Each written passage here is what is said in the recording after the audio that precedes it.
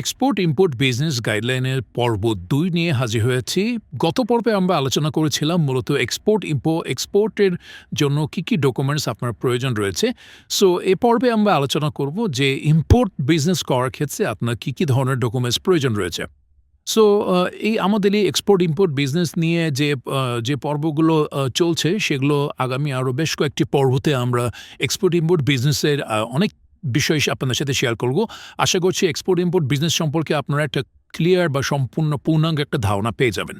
So যদি সে পর্যন্ত আমাদের ভিডিওগুলো আপনারা সবাই দেখতে চান এবং আমার সম্পূর্ণ ভিডিও যদি দেখতে চান তাহলে অবশ্যই আপনাদেরকে আমাদের চ্যানেলটিকে সাবস্ক্রাইব করতে হবে এবং সাবস্ক্রাইব বাটনের পাশে আপনি দেখবেন একটি বেল আইকন রয়েছে। অবশ্যই সেই বেল আইকনটিতে ক্লিক করে রাখবেন, তাহলে যখনই আমাদের নতুন কোনো ভিডিও আসবে সেই ভিডিওটিতে আপনি সাথে সাথে নোটিফিকেশন পেয়ে যাবেন।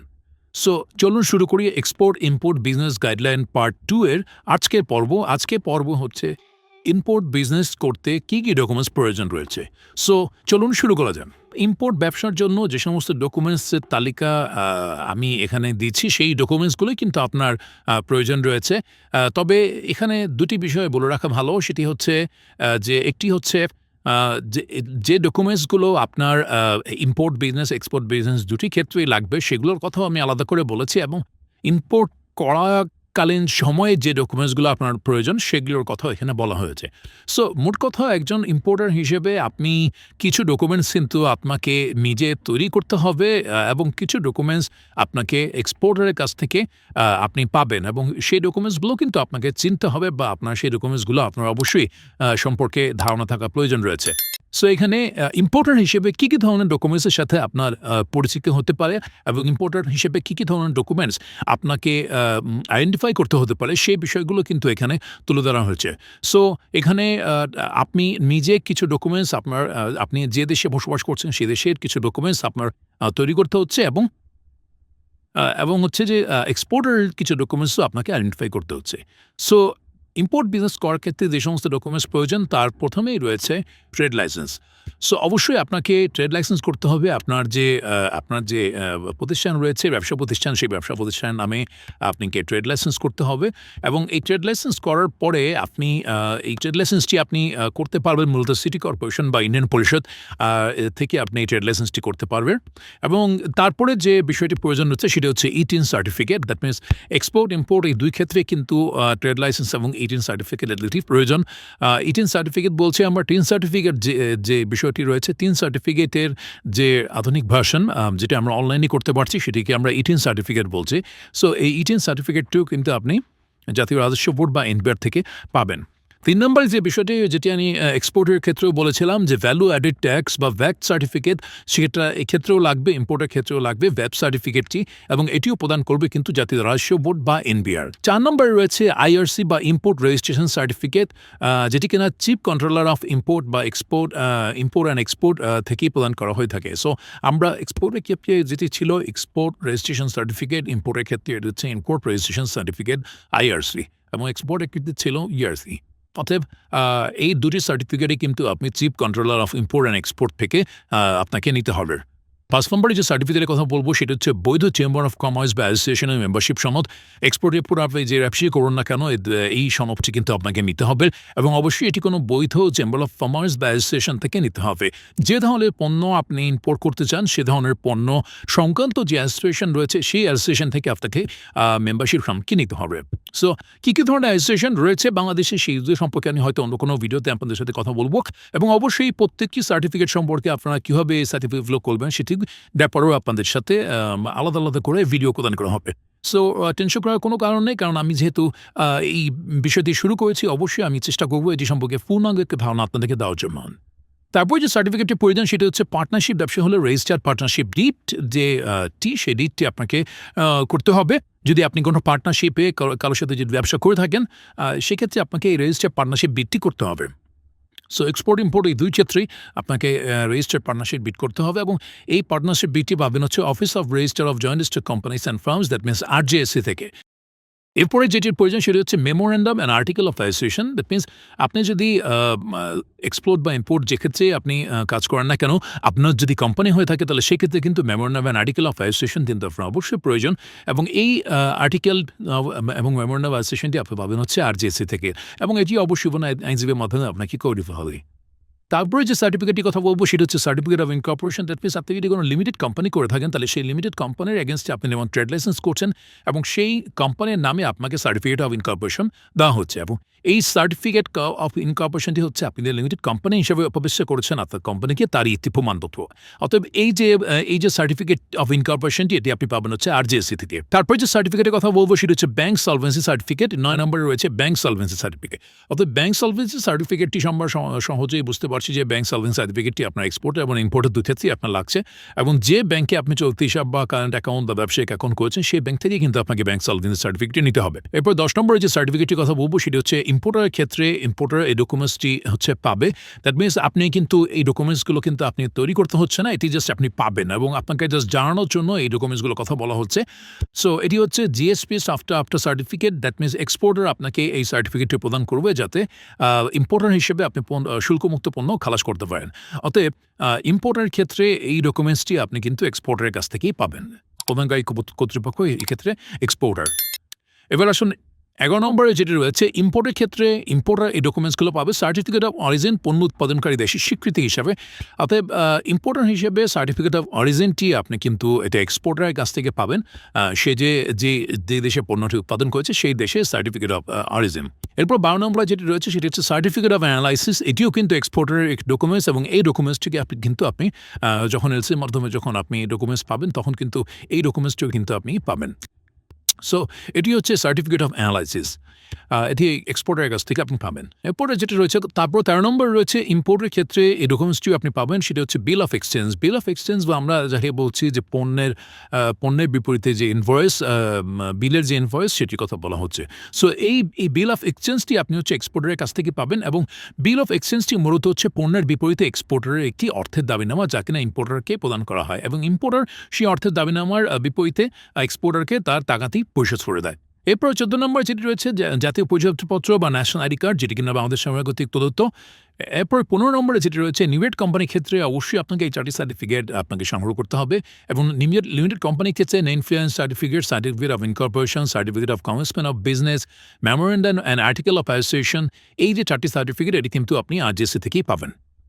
এবং লিমিটেড কোম্পানি ট্রেড লাইসেন্স ক্ষেত্রে আমরা বলেছিলাম যে ট্রেড লাইসেন্সটি আপনি যদি ব্যবসা প্রতিষ্ঠানের নামে করেন তাহলে সেক্ষেত্রে আপনি কিন্তু চাইলে যদি একক বিজনেস করেন আপনি চাইলে লিমিটেড কোম্পানি হিসেবে এক্সপোর্ট করতে পারেন। আপনি যদি চান যে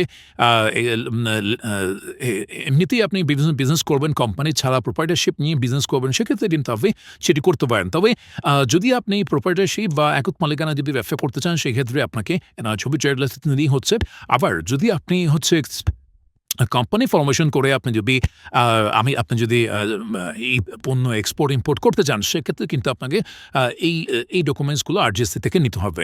তবে মোট কথা হচ্ছে যে লিমিটেড কোম্পানি ছাড়া কিন্তু ব্যাংকগুলো, বাংলাদেশের যে ব্যাংকগুলো তারা কিন্তু কোনো এলসি ওপেন করতে চায় না, এবং লিমিটেড কোম্পানি মূলত একটি ট্রাস্টেড অর্গান বিধায় লিমিটেড কোম্পানি করেই কিন্তু ম্যাক্সিমাম মানুষ কিন্তু এলসি করে থাকে, এবং এক্সপোর্ট ইম্পোর্টের ব্যবসাটি কিন্তু লিমিটেড কোম্পানি করে থাকে।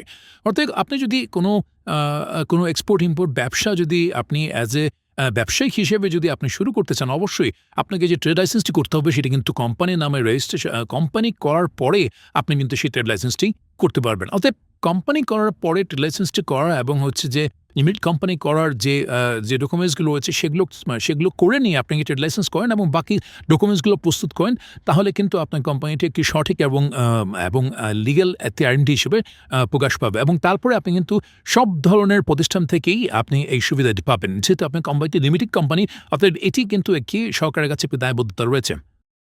এক্সপোর্টারের কাছ থেকে পাবেন সেটা হচ্ছে পণ্যের টেকনিক্যাল ডাটাশিট, অর্থাৎ আপনি এক্সপোর্টারের যে পণ্যটি সে তার একটি টেকনিক্যাল ডাটাশিট আপনি পাবেন, যেটি কিনা আমরা এক্সপোর্টারের ক্ষেত্রে বলেছিলাম এক্সপোর্টার তখন হচ্ছে এক্সপোর্টার এই টেকনিক্যাল ডাটাশিটটি ইম্পোর্টারকে দিচ্ছে। এক্ষেত্রে ইম্পোর্টার যেহেতু সেক্ষেত্রে আমরা এই ডকুমেন্টসটি আমরা এক্সপোর্টারের কাছ থেকে পাবো। 17 নম্বরে যেটি রয়েছে ম্যাকভিয়াল সাইটকে ডাটাশিট, এটিও কিন্তু এক্সপোর্টারে ইম্পোর্টারকে দিবে, অর্থাৎ এই ডকুমেন্টসটি আপনি কিন্তু পাবেন, এটি নিয়ে আপনার কোনো কাজ করার প্রয়োজন নেই। এরপর 18 নম্বর যেটি রয়েছে ইম্পোর্টার পারি। যখন আপনি ব্যাংক থেকে কোনো এলসি করতে যাচ্ছেন তখন ব্যাংকের কাছে লেটারহেড একটি প্যাডে আপনাকে অ্যাপ্লিকেশন করতে হবে ইম্পোর্ট করার জন্য। সো এই যে আপনি লেটারহেড প্যাডে ব্যাংকের কাছে অ্যাপ্লিকেশন করলেন ইম্পোর্টার হিসেবে ইম্পোর্ট করার জন্য কোনো পণ্য ইম্পোর্ট করার জন্য, তখন ব্যাংক আপনাকে এই ইম্পোর্টার পারমিট বা আইএমটি প্রদান করবে। তারপরে ১৯ নম্বরে যেটি রয়েছে সেটি হচ্ছে ইন্স্যুরেন্স কাভানোর, এবং এটি কিন্তু আসলে ইম্পোর্টারের ব্যাংকই হচ্ছে এই ইন্স্যুরেন্স কাভানোটি প্রদান করবে। অর্থাৎ ইম্পোর্টারের যে আপনার ইন্স্যুরেন্স কোম্পানি রয়েছে, দুঃখিত, ইম্পোর্টারের যে ইন্স্যুরেন্স কোম্পানিটি রয়েছে তারাই কিন্তু এই ইন্স্যুরেন্স কাভারটি প্রদান করবে। তারপরে ২০ নম্বর যেটি রয়েছে সেটি হচ্ছে প্যাকিং লিস্ট, অর্থাৎ এক্সপোর্টার এই প্যাকিং লিস্টটি ইম্পোর্টারকে দিবে, অর্থাৎ ইম্পোর্টার এই ডকুমেন্টসটি কিন্তু এক্সপোর্টারের কাছ থেকে পাবে। ২১ নম্বরে যে ডকুমেন্টসটির কথা বলবো সেটি হচ্ছে আপনার প্রো ফর্মা ইনভয়েস বা পিআই ফর্ম বা বায়ার এগ্রিমেন্ট। এটি কিন্তু আসলে বলা যায় যে এক্সপোর্ট ইম্পোর্ট ব্যবসার ক্ষেত্রে প্রথম এবং সর্বপ্রথম ধাপ হচ্ছে এই বায়ার সেলার এগ্রিমেন্ট বা প্রো ফর্মা ইনভয়েস, যাকে পিআই ফর্ম বলা হয়।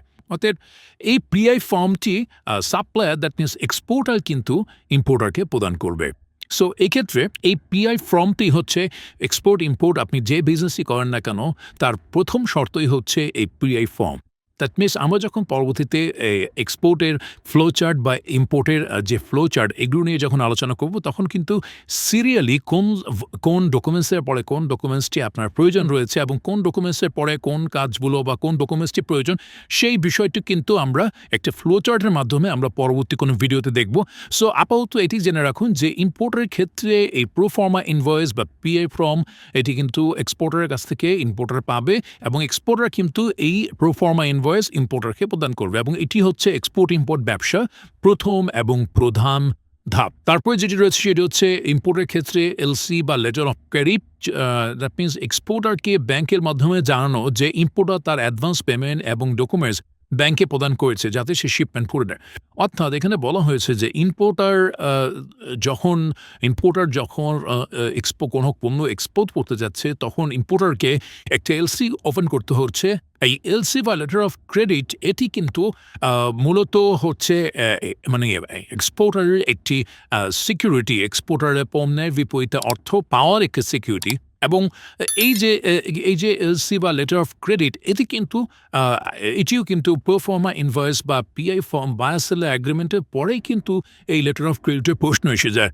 সো অ্যাজ এ ইম্পোর্টার হিসেবে আপনাকে যেটা করতে হবে, প্রথমে আপনাকে একটি ব্যাংকে গিয়ে আপনার নামে একটি এলসি অ্যাকাউন্ট ওপেন করতে হবে, এবং এলসি অ্যাকাউন্ট ওপেন করার পরে আপনাকে যখন এক্সপোর্টার যখন আপনাকে পিআই ফর্মটি প্রদান করবে সে পিআই ফর্মের এগেনস্টে আপনাকে ব্যাংককে একটা অ্যাডভান্স পেমেন্ট করতে হবে। সেটি হতে পারে 10%, সেটি হতে পারে 20%। এই অ্যাডভান্স পেমেন্টের উপর ভিত্তি করে এবং আপনার যে ডকুমেন্টস সেই ডকুমেন্টসের উপর ভিত্তি করে কিন্তু হচ্ছে এই যে লেটার অফ ক্রেডিট বা এলসিটি আপনি হচ্ছে এক্সপোর্টারকে প্রদান করবেন। অতএব এক্সপোর্টার এই এলসি পাওয়ার পরে এই ডকুমেন্টসগুলো দেখার পরেই কিন্তু সে তার পণ্যটি তার দেশের জাহাজ থেকে শিপমেন্ট করবে। দ্যাট মিনস ইম্পোর্টের ক্ষেত্রে এই এলসিটি খুবই গুরুত্বপূর্ণ, এবং আমরা এক্সপোর্ট ইম্পোর্ট ব্যবসার ক্ষেত্রে এলসি এই শব্দটি সব সময় শুনে থাকি। সো এটি নিয়ে আমি পরবর্তীতে অন্য ভিডিওতে আপনাদের সাথে লেটার অফ ক্রেডিট সম্পর্কে বিস্তারিত আলোচনা করব। আপাতত আপনারা এটি জেনে রাখুন যে ইম্পোর্টের ক্ষেত্রে এই এলসি বা লেটার অফ ক্রেডিটটি আপনার এক্সপোর্টারকে প্রদান করতে হবে। অর্থাৎ ইম্পোর্টার এই ব্যাংক দিবে এক্সপোর্টার ব্যাংকে এই। সো তারপরে ২৩ নম্বরে যেটি রয়েছে ইম্পোর্টের ক্ষেত্রে এই ডকুমেন্টসটিও কিন্তু ইম্পোর্টার পাবে, সেটি হচ্ছে confirmation of LC. That is আপনি যে লেটার অফ ক্রেডিটটি পাঠালেন অ্যাডভান্স পেমেন্ট সহকারে এবং ডকুমেন্টস সহকারে, সেটি প্রাপ্তি স্বীকার হিসেবে এক্সপোর্টার ব্যাংক ইম্পোর্টারকে বা ইম্পোর্টারের ব্যাংককে যে প্রাপ্তি স্বীকার পত্রটি দিবে সেটি হচ্ছে কনফার্মেশন অফ এলসি, যে আপনি যে টাকাটি পাঠিয়েছেন সে টাকাটি উনি গ্রহণ করেছেন।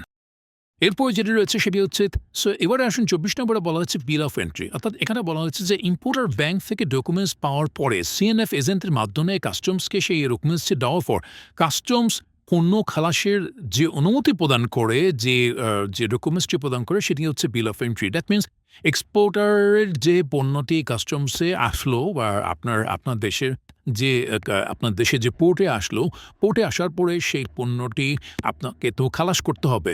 সো কাস্টমস সেই পণ্যটি তখনই খালাস করবে যখন কিনা ইম্পোর্টার তার এক্সপোর্টারের ডকুমেন্টস এবং তার ডকুমেন্টস সেই সিএনএফ এজেন্টের মাধ্যমে কাস্টমসকে প্রদান করবে।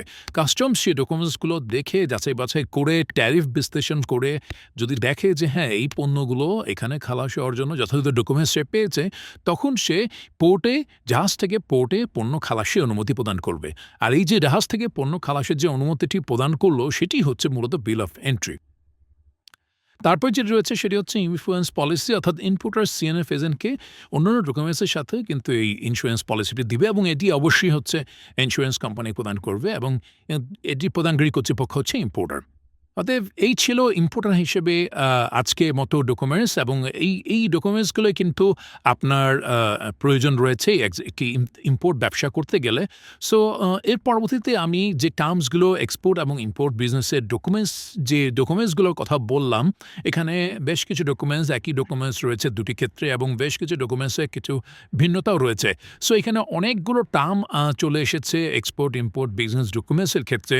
সো এই ডকুমেন্টসগুলোর যে টার্মের কথা বললাম সেই ডকুমেন্টসগুলো আসলে কি এবং এই ডকুমেন্টসগুলো আসলে কীভাবে কাজ করে এবং এক্সপোর্ট ইম্পোর্ট বিজনেস ডকুমেন্টসের যে কাজগুলো সে কাজগুলো নিয়ে কিন্তু পরবর্তীতে অন্যান্য ভিডিওতে আমি বিস্তারিতভাবে আলোচনা করব। আশা করছি সে পর্যন্ত সকলেই আমার ভিডিওটি দেখবেন। আর যদি আমার এই ভিডিওগুলো আপনার ভালো লাগে তাহলে অবশ্যই আমার চ্যানেলটিকে সাবস্ক্রাইব করবেন, সাবস্ক্রাইব করতে ভুলবেন না। আর অবশ্যই সাবস্ক্রাইব বাটনের পাশে যে বেল আইকনটি রয়েছে সেই বেল আইকনটিতে অবশ্যই চাপ দেবেন যেন আপনারা আমার নতুন কোনো ভিডিও আপনাদের সাথে সাথেই আপনাদের নোটিফিকেশনে পেয়ে যান।